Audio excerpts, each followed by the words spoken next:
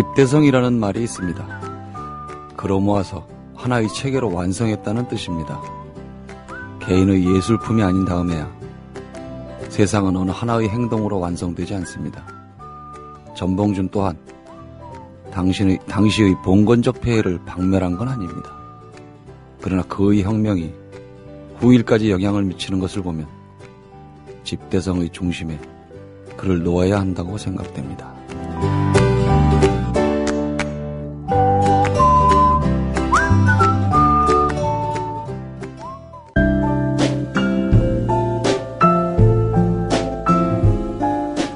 뇌에는 근육이 없습니다. 최근 섹시한 뇌를 위한 체육관 국민라디오 전영관의 30분 책 읽기. 네, 어제에 이어서 봉준이 온다 이광재 지음 이 책으로 얘기를 나눠보도록 하겠습니다. 이진 선생님 모셨습니다. 안녕하세요. 안녕하세요. 예. 자, 어제는 그런 뭐라 그럴까요? 사회 구조의 문제 또 전봉준이 오늘날 나서서 한 게 아니었다. 예, 그러니까 오늘날 대한민국 사회의 지도급 인사들하고 전봉준이라는 분이 선택한 인생하고 굉장히 좋은 대조가 된다는 얘기였습니다. 그런데 참 제가 어저께 멸종시킨다는 말까지 드렸던 거는 슬프고 두려운 얘기네요. 그러니까 그런 얘기가 오늘 우리 사회에 필요한 리더십을 발휘하려고 하는 사람들이 결국 어떤 대접을 받다가 어떻게 쓰러져 가는가 하는 요 맥락을 봐두는 것도 괜찮을 것 같아요. 그러니까 제가 몇 번 강조했습니다만 민주주의를 지키기 위해서는 민주주의의 단점을 이해한다고 말씀을 드렸듯이 그러니까 전봉준이라는 분이 이러다가 이제 역적으로 몰려서 죽었으니까 대부분은 다시는 저런 짓 하지 말라는 식의 메시지를 주고 싶어 하거든요. 지배층에서는 그렇겠죠. 까불면 그러니까 죽는다. 어제도 말씀드린 대로 우리 사회는 너무 기득권자의 입장에서 보는 게 버릇이 된 것 같다는 게 그런 겁니다. 그런데 그러다 보니까 오늘날 우리 사회에 진정으로 필요한 리더십이 무엇인가에 대해서까지 놓치고 있는 것 같아요. 그러니까 저도 대학에서 이제 교육을 시키면서 좀 답답한 게 요즘에 기업에서도 리더십 필요하다고 그러지 않습니까? 많이 하죠. 리더십 교육을 시키기를 원해요. 근데 그걸 원하니까 학교에서는 누구한테 리더십 교육을 시키게 하냐면은 군 출신한테 시킵니다. 그러니까 이게 굉장히 답답한 게 군 출신들이 리더십이 없다는 게 아니라 그 사람들이 가지고 있는 리더십과 오늘날 우리 사회에서 요구하는 리더십은 조금 차원이 다른 건데. 그렇죠. 그거를 구분을 안 하더라고요. 그러니까 제가 궁예 얘기를 할 때도 이런 말씀을 드렸습니다만은 적어도 오늘날 이 민주주의 사회에서 필요한 리더십을 따질 때는 세종대왕이나 이순신 장군보다 궁예나 전봉준 같은 사람의 리더십을 더 깊이 연구를 해야 됩니다. 왜 그러냐면은 세종대왕이나 이순신 장군이 업적이 뛰어나지 않다는 얘기가 아니거든요. 굉장히 우월적 지위라고 볼 수 있잖아요. 그러니까 뛰어난 업적은 그 업적을 이룰 수 있는 어떤 권위와 권력이 주어질 때 그거를 이용해서 이루는 거하고 그런 권위나 권력이 전혀 없는 상태에서 주변의 사람들을 끌고 나가는 거하고는 차원이 다른 겁니다. 세종대왕한테 신하들이 아니되옵니다 하면은 뭐라고 그러겠어요? 그냥 어명이다. 이순신 장군한테 반항을 하면은 명령이다 그러고 칼 들이대도 되고 한마디 더 하면 그냥 목 쳐버리면 돼요. 실제로도 그런 일 많았거든요. 네, 그렇죠. 근데 전봉준 선생이 그럴 수 있습니까? 이거는 동등한 위치에 있는 똑같은 백성이 당신이 지도자하면 나을 것 같으니까 좀 해주쇼 이랬으니까 이건 그야말로 그건 민주적으로 선출된 거거든요. 그러니까 그건 그 사람들 눈에 차지 않으면 언제든지 너를 끌어낼 수가 있어요. 그러면은 이런 지도자들은 정말 이중고에 시달려야 됩니다. 자기를 추대해 준 사람들의 그 마음을 맞춰가면서 원하는 걸 하면서도 또 중구난방이잖아요. 민중의 최대 약점이라는 건 다 생각하는 게 다르고 바라는 게 다르고 그러는데 통솔도 안 되고 다독거려서 통솔을 해야 된다는 게 얼마나 괴롭겠어요. 그런데 전봉준 선생은 그런 농민들을 모아서 군대를 조직하고 조직적으로 그 당시에는 반란이었겠지만 혁명이라고 해도 좋고 전쟁이라도 좋은데 그걸 끌고 갈 리더십을 발휘한 사람이잖아요. 진짜로 우리가 필요한 어쩌면 리더십일 수 있는데, 이진 선생님 말씀대로 군 출신, 절대적 우위에 있는 상관이 부하들을 통솔하는 거를 그렇죠. 리더십이라고 그러니까 오늘날의 하면, 대학에서 그거 가르치면 뭐냐는 겁니다. 군 출신들은 명령할 권위가 있잖아요. 그러니까 군대는 얼마나 심각합니까? 우리도 다녀봤으면 알지만은 정말 그건 말이 안 사람이 되거든요. 아니라 나보다 한 끗 높은 그냥 1등병, 2등병 그 짝대기 하나 차이 아닙니까? 한 달 먼저 온 선임한테도 뭐 꼼짝을 못하고 맨날 얻어맞았는데요. 그러니까요. 그 군대에서 늘 하는 말 있지 않습니까? 하루 고참은 아버지보다 두 끗 높고 하느님과 동급이랍니다. 실제로 그거는 그 군대 생활 해본 사람이면은 누구나 느낄 수 있는 거거든요. 저도 3살 어린 바로 위 고참한테 한 1년 동안 얼마나 맞았던지. 그러니까 그런 권위를 가지고 끌고 나가는 리더십을 요즘 회사가 그런 분위기가 됩니까? 말도 안 되죠. 그걸 안 따라준다고 사가지가 없다 그러면 이거 되겠습니까? 안 따라주는 게 당연한 건데 어찌 보면. 그러니까 그거를 진짜 리더십이라는 거는 동등한 나하고 같은 급의 동기생 심지어는 후배들 같은 경우에도 납득을 시켜서 따라오게 하는 거하고 그냥 까라면 까하고 해서 따라오게 하는 거는 격이 끌고 다르잖아요. 가는 거죠, 이제 그거는. 그렇죠. 그러니까 그거를 조화시킬 수 있는 리더십이 우리 사회에서 원하는 리더십이고 전봉준 같은 분은 그거를 실행을 한 사람이에요. 그런데 그 리더십을 과연 요즘에 평가를 해주느냐는 겁니다. 그러니까 요즘에 위인이 필요하다고 하잖아요. 그런데 요즘에 추천하는 위인들을 한번 보세요. 이승만 대통령? 굉장히 띄우려고 애를 많이 쓰거든요. 그렇죠. 그런데 그거는 아예 권력을 잡고 올라온 사람이잖아요. 그 사람을 좋게 평가하든 나쁘게 평가하든. 근데 권력을 잡은 사람들, 물론 공과는 많겠지만 우리 사회에 필요한 리더십일까요? 전 그 리더십이란 말을 우리가 통솔한다는 것과 조금 구분해야 될 것 같아요. 그러니까 이제 적어도 독재를 해가지고 끌고 간 리더십하고 진짜 사람들을 다독여가지고 끌고 가는 리더십이라는 건 차이가 있잖아요. 나머지 대중들이 자발적으로 이렇게 뭐라 그럴까요? 한 방향을 유지할 수 있는 것. 그게 이제 진짜 리더십일 텐데. 뭐 일방적으로 대통령 했던 사람이가 평가해주지 말자는 뜻은 아니지만은. 그렇죠. 지금 평가를 해주는 사람 보면 전봉준 같은 사람은 거의 추천이 안 됩니다. 좀 심하게 말하면. 근데 왜 그러냐면은 가만히 보면 요즘 위인이라고 추천하는 사람들 보면은 특정한 그 정파 세력 이런 사람들이 추천하고 싶은 사람, 밀고 싶은 사람들이 나와요. 그러니까 알다시피 이승만 대통령은 특정한 그 계열하고 밀접한 관계가 있지 않습니까? 한때 정권을 잡았고 지금도 기득권을 잡고 있고 그리고 전근대 사람들도 마찬가지입니다. 대개 추천한 인물도 무슨 문중에서 추천을 했거나. 이렇게 해가지고 우리 집안에 훌륭한 사람이 있어 해가지고 내놓는 건데 그럼 전봉준 같이 진짜 어떻게 보면 오늘날 필요한 리더십을 볼 사람들은 누가 추천을 합니까? 요즘 전봉준을 추천하면 혹시 빨갱이라 소리 듣지 않을까요? 심지어는 뭐 그런 소리까지도 듣겠죠. 그러니까 전봉준이라는 양반 자신이 어떻게 보면 별로 기득권층하고 상관없는 합리한 없죠. 사람이었고 당연히 반란수계로 몰렸으니까 원래 합리했던 집안 중에서도 오죽했겠습니까 나중에. 그러면은 훌륭한 사람이라는 걸 알아도 그냥 개인적으로는 훌륭한 사람이겠거니 하지만은 이런 사람의 리더십을 배워야 된다 하고 추천하진 않죠. 그러니까 진짜 평가받아야 될 리더십은 쳐다보지도 않고 권력을 잡고 휘두르고 특정한 권력 내지는 문중 이런 데하고 연결이 있던 사람들만 자꾸 띄워가지고 위인을 만드는데 그마저도 자기네 기득권 보호나 이익을 유지하기 위해서. 그렇죠. 그러니까 그런 식의 위인이라면 우리나라에 필요한 위인이 대한민국 사회에 필요한 위인은 아니지 않습니까? 그렇죠.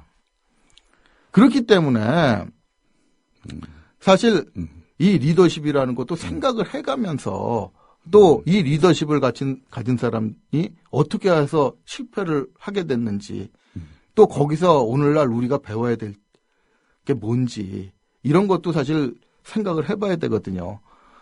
사실 이 농민군을 조직하는 것도 굉장히 힘든 일인데 그걸 해내고 나중에 이제 동학교도들이 본격적으로 사실 농민군하고 약간 색깔이 다르지만 색깔이 다르죠. 이 사람들이 끌어들였을 때도 결국은 전봉준 선생이 지도자가 됐잖아요. 그러면 적어도 지도자 자질이 없으면 손병희 같이 나중에 이 동학의 교주가 된 사람이 그 지도권을 내놓지는 않았겠죠. 그런 그만큼 전봉준 선생은 리더십을 발휘했다는 얘기입니다. 그러면서도 이제 그 혁명이라고 해도 전쟁이라도 좋은데 이 농민군을 끌고서 이후에 그 혁명적인 상황을 진행하는데 굉장히 애로가 느껴지더라고요. 그러니까 마지막으로 실패한 우금치 전투. 그게 제가 이제 전적지를 한번 답사를 해볼 기회가 있어가지고 가봤거든요. 이게 굉장히 우리 근대사에 중요한 영향을 준 전쟁이기 때문에 봤는데 이 동학 전문가하고 같이 가면서 참 많은 비애를 느끼겠더라고요. 그러니까 우금치 전투에서 실패를 해가지고 공주를 점령하는 실패하고 그 다음부터 이제 이 몰려서 농민군이 완전히 와해가 되거든요. 근데 실패하는 원인 중에 굉장히 의미심장한 게 있더라고요. 이 동학군은 사방에서 몰려드는 농민군이니까 이제 공주를 점령하기 위해서 모여야 되거든요. 근데 집결을 한 다음에 초폰가 어딘가 이동을 하는 중간에 열흘을 허비했다는 겁니다. 그러니까 그때는 그 열흘이라는 시간이 어떤 시간이냐면은 공주 쪽으로 관군의 일본군까지 연합한 병력이 들어오느냐 마느냐는 이 기로가 걸린 시간이었어요. 그러니까 바로 들어왔으면은 관군이나 일본군이 배치되기 전에 농민군이 먼저 들어와서 공주를 점령을 하는 건데 그 원래 계획도 그랬다는 겁니다. 공주를 점령한 상태에서 그 지역이 굉장히 공략하기 힘든 지역이니까 그건 자기 농민군이 그 지역을 공략하다가 실패해봤으니까 그 지역을 먼저 점령하고 지키자는 게 작전이었어요. 근데 초폰가 어딘가 집결한 다음에 열흘을 거기서 못 움직였다는 겁니다. 무슨 이유가 있었죠? 그러니까 그게 이제 동학 전문가가 분석을 하기로는 여러 군데서 모인 농민군이 뜻이 안 맞는 거예요. 정리가 다 안 돼버렸구나. 그러니까 여기서 이제 최고사령관으로 추대된 전봉준 지도자가 전봉준 선생이 다 정리를 해야 되는데 이래라 저래라를 권력이 없잖아요. 그러니까 일일이 다 설득을 하고 윽박질르더라도 다른 사람들 이 조화 맞춰가지고 해야 되고 이러다 보니까 그게 다 시간으로 환산됐다는 거예요. 거기서 열흘을 보냈다. 그러니까 이제 3,000명밖에 안 되지만은 동학군에 비해서 이 농민군에 비해서는 굉장히 우수한 장비를 가지고 있고 이 우수한 장비를 가지고 있는 관군 일본군이 특히 일본군 같은 경우에는 훈련된 군인인데 더군다나 훈련된 뿐만 아니라 이 소총 같은 경우에 지금 그 탄약을 넣고 쏘는 이 미제 스나이더 소총을 가지고 있었는데 동학군은 화승총 갖고 있거든요. 펌프질해서 쏘는 총이죠. 그러니까 앞에서 넣고서 이거 화약 다져놓고 쏴야 되는 거. 그러니까 아래로 쏘지도 못하고 이런 여러 가지 약점을 가진 무기를 가지고 숫자는 몇 배가 있었지만은 불리한 지형에 열세인 화력을 가지고 공격하다가 실패를 해버린 거거든요. 이게 반대가 됐으면은 우금치 전투의 양상이 많이 달라져 있었을 것이고 이겼다면은 또 조금 세상이 달라졌을까요? 더 만약에 세력을 확장했다면. 그러니까 뭐 역사의 가정이 없다 그러니까 제가 함부로 결론을 내릴 수는 없겠지만 양상은 달라졌을 것이고 그리고 그 당시 지도층한테 주는 충격 같은 것도 달라졌지 않겠습니까? 훨씬 충격이 커지면 개선되는 게 조금 더 있었겠죠? 그러니까 그때는 좀 심한 말로 하면은 외세 끌어들여가지고 자기네 백성 불만 짓밟아버린 거예요. 그렇죠. 그러니까 여기에 대해서 외세를 끌어들여도 좀 안 된다는 이미지라도 갔으면 뭐라도 조금 더 지배층에다가 뭐 경고랄까 뭐 하는 사인을 줄 수가 있었을 텐데 그게 안 되는 게 또 문제죠. 이래저래 참 이 역사 얘기를 들을 때마다 기분 좋은 경우가 거의 없어요. 근데 그 불편한 진실을 직시를 할 수가 있어야 오늘날의 시사점이 있지 않습니까? 그렇죠. 그래야 그거를 보지 않으면 듣기 좋은 얘기. 뭐 세종대왕께서 훌륭한 일을 하셔서 우리나라를 잘 이끌으셨다 이런 얘기. 지난주에 제가 이만우엘 교수한테도 그 교수의 책에 대해서 아니 대한민국 선진국 됐고 좋다는 얘기하면 기분은 안 좋습니까? 근데 세월호 같은 사태가 터졌을 때 선진국이 됐건 안 됐건 그게 중요한 게 아니라 우리 사회에는 개선할 점이 많고 그 개선할 점 중에 가장 중요한 게 시도급 인사들이 자기 내지는 자기 패거리에 사리사욕 채우는 눈이 벌게 되는 상황에서 선진국 됐다고 좋아하면 뭐가 됩니까? 선진국도 아니죠. 뭐 이거 야만 국가도 아닌 것 같아요. 그러니까 그런 회의가 들 정도로 문제점이 많은데 역사에서조차 불편한 점을 안 보겠다면 뭘 가지고 개선을 하겠어요? 꼬마들한테야 우리 선조들의 좋은 역사를 가리키는 게 맞지만 어느 정도 이제 철이 든다면 선생님 말씀대로 부끄러운 역사를 우리가 좀 냉정히 봐야 될 것 같아요. 근데 솔직히 말해서 냉정하게 가르치면은 저는 학생들한테 교육시킬 때도 예, 예. 아까 말씀드릴 때 왜 때려서라고 교육을 시키는데도 좀 짜증이 났느냐면은 저희 같은 사람들은 진짜 대학생을 일선에서 교육을 시켜야 되잖아요. 그럼 학생들한테 뭐라고 가르쳐야 되겠습니까? 너희들이 필요한 리더십, 뭐 기업에서도 뭐 요구하는지 저희라고 모르겠습니까? 그렇죠. 그래서 전봉준 같은 분의 그 캐릭터가 부각이 되는 것이고 이렇게 살아야 된다고 가르치고 싶죠. 그리고 사실 가르칩니다. 예. 근데 가르쳐 놓고 보면 진짜 껄쩍지근해요. 내가 쟤네들을 사지로 내모는 거 아닌가 이러고 싶어요. 진짜 세월호 단원고 학생들 생각나더라고요.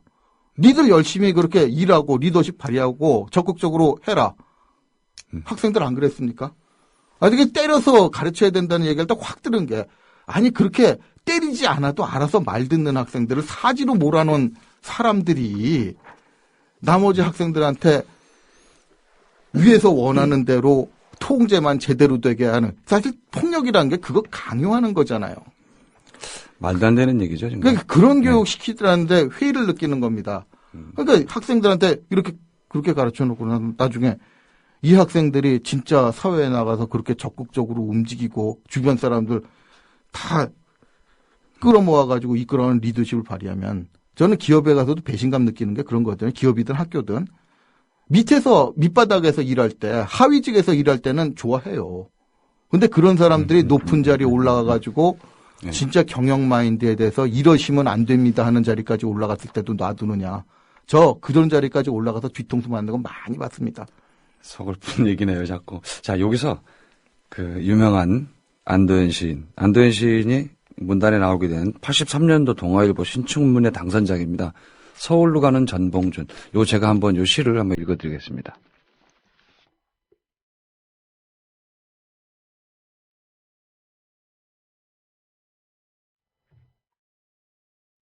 서울로 가는 전봉준, 안도현. 눈 내리는 만경들 건너가네. 해진 집신에 상투 하나 떠가네. 가는 길 그리우니 아무도 없네. 녹두꽃 자지러지게 피면 돌아올 거나. 울며 울지 않으며 가는 우리 봉준이 풀잎들이 북향하여 일제히 성긴 머리를 푸네. 그누가 알기나 하리. 처음에는 우리 모두 이름 없는 들꽃이었더니 들꽃 중에서도 저 하늘 보기 두려워 그늘 깊은 땅 속으로 젖은 발 내리고 싶어 하던 잔뿌리였더니 그대 떠나기 전에 우리는 목쉰 그대의 칼집도 찾아주지 못하고 조선 호랑이처럼 모여 울어주지도 못하였네. 그보다도 더운 국밥 한 그릇 말아주지 못하였네. 못다한 그 사랑 원망이라도 하듯 속절없이 눈발은 그치지 않고 한자 세치 눈 쌓이는 소리까지 들려오나니 그 누가 알기나 하리. 겨울이라 꽁꽁 숨어오는 우리나라 풀뿌리들이 입춘 경칩지나 수근거리며 봄바람 찾아오면 수천 개의 푸른 기상나팔을 부러제낄 것을 지금은 손발 묶인 저 얼음장 강줄기가 옥빛 데님을 호련 풀어헤치고 서해로 출렁거리며 쳐들어갈 것을 우리 성상 개없인 곳 가까이 가서 녹두알 같은 눈물 흘리며 한 목숨 타오르겠네. 봉준이, 이 사람아, 그대 갈 때 누군가 찍은 한 장 사진 속에서 기억하라고 타는 눈빛으로 건네던 말, 오늘 나는 알겠네. 들꽃들아, 그날이 오면 닭 울 때 흰 무명띠 머리에 두르고 동진강 어귀에 모여 척외 척화 물결 소리에 귀를 기울이라.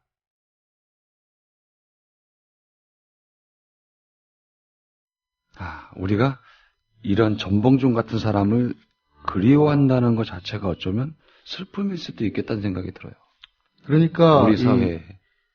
전봉준 선생이 우금치 전투에서 실패하고 예. 나중에 그 사형까지 당하게 되는 과정을 보면 왜 이런 슬픈 시가 나와야 했는지는 그 비애를 좀 절실하게 느낄 수 있을 것 같아요. 예.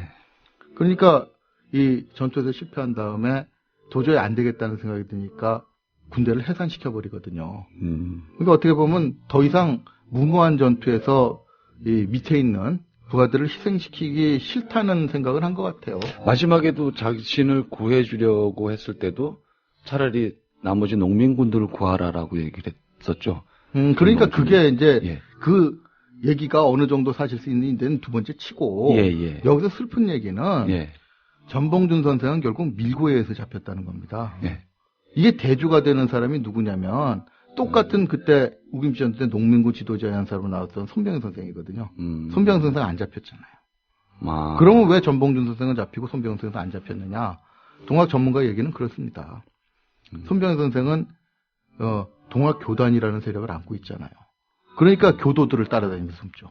그럼 교도들은 신앙심이 있기 때문에 밀고를 안 한다는 거예요. 보호도 가능하고. 근데 전봉준 선생은 아무것도 없는 사람이란 말이에요. 무슨 조직이 있는 것도 아니고.